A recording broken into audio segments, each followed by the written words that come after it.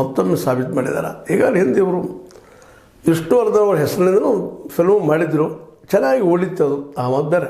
ಅದು ಎಷ್ಟು ಮಟ್ಟಿಗೆ ಅವ್ರ ಮೇಲೆ ಗೌರವ ಭಕ್ತಿ ಪ್ರೀತಿ ಅದಂದ್ರೆ ಅದನ್ನು ಬಾಯಲ್ಲಿ ಹೇಳೋಕ್ಕಿಂತ ಮಾಡಿ ತೋರಿಸೋದು ಭಾಳ ಮುಖ್ಯ ಅದ. ಇಲ್ಲಿ ಹೊಗಳು ಮಂದಿ ಭಾಳ ಇದ್ದಾರೆ, ಹೊಗಳ ಭಟ್ರಿಂದ ಸಾಕಷ್ಟು ಸಿಗ್ತಾರೆ ಎಲ್ಲರಿಗೂ.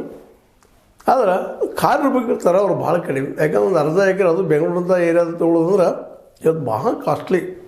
ಅಂಥದ್ದು ತಮ್ಮ ದುಡಿಮೆಯಲ್ಲಿ ಒಂದಿಷ್ಟು ದುಡ್ಡು ಹಾಕಿ ಇವತ್ತು ಸುದೀಪ್ ಅವರು ಈ ವಿಷ್ಣುವರ್ಧನ ಏನಪ್ಪ ಅಂತಂದ್ರೆ ದರ್ಶನ ಕೇಂದ್ರ ಅಲ್ಲಿ ಬಂದ್ರೆ ಅವ್ರ ದರ್ಶನ ಆಗುವಂಥ ಒಂದು ವ್ಯವಸ್ಥೆ ಅವ್ರ ಮೂರ್ತಿ ತಯಾರು ಮಾಡಿ ನಿಲ್ಲಿಸ್ಬೇಕಂತ ಮಾಡಿದ್ದಾರೆ. ಲೈಬ್ರರಿನ ಮಾಡಬೇಕಂತ ಮಾಡಿದ್ದಾರೆ. ಇದು ನಿಜವಾಗಿ ಶ್ಲಾಘನೀಯ. ಸುಮ್ಮನೆ ಮಾತಾಡೋಕ್ಕಿಂತ ಮಾಡೋದು ಮುಖ್ಯ ಅಂತ. ಆಡದೆ ಮಾಡುವನು ರೂಢಿಗಳು ಗೊತ್ತವನು ಈಗಾಗಲೇ ಇಂಥ ಒಂದು ಪ್ರಯತ್ನ ಮಾಡ್ತೀನಿ ಅಂತ ಹೇಳಿದರು ಸುದೀಪ್ ಅವರು.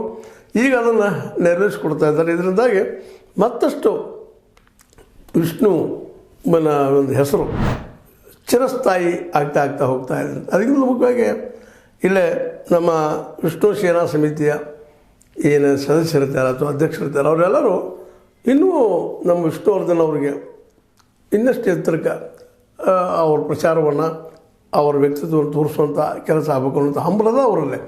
ಹೀಗಾಗಿ ಮುಂಬರುವ ದಿನಗಳು ಇನ್ನೂ ಅದರಲ್ಲೂ ಮುಖ್ಯವಾಗಿ ಯಾವ ಸ್ಥಾನದಲ್ಲೇ ಅವರ ಅಂತ್ಯಕ್ರಿಯೆ ಆಗಿತ್ತೋ ಅಲ್ಲಿ ಇನ್ನೊಂದು ಸಮಾಜ ಕಟ್ಟೇ ತೀರ್ತೀವಿ ಅನ್ನೋಂಥ ನಿರ್ಧಾರಕ್ಕೆ ಬಂದ. ಈ ಒಂದು ನ್ಯಾಯಾಂಗದಲ್ಲೂ ಸಹಿತ ವಿಷ್ಣುವಿನ ಸಮಾಧಿ ಸಲುವಾಗಿ ಹೋರಾಟ ಮಾಡ್ತೀವಿ ಅನ್ನೋಂಥ ಮಾತಾಡ್ತಾ ಇದ್ದಾರೆ.